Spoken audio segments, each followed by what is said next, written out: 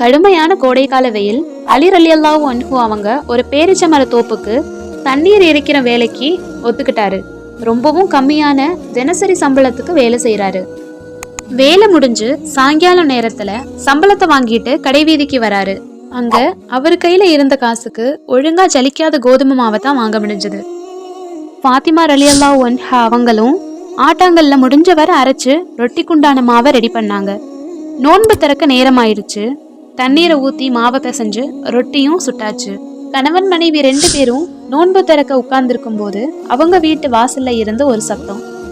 சொர்க்கத்தின் தலைவியே அன்னை பாத்திமாவே, நான் ஒரு பரம ஏழை, பசியாரி பல நாள் ஆகிருச்சு, என்னால நடக்க முடியாத அளவுக்கு நான் பலவீனமா ஆகிட்டேன், அன்னையே பசி தீர ஏதாவது உணவளியுங்களேன்னு கேக்குறாங்க.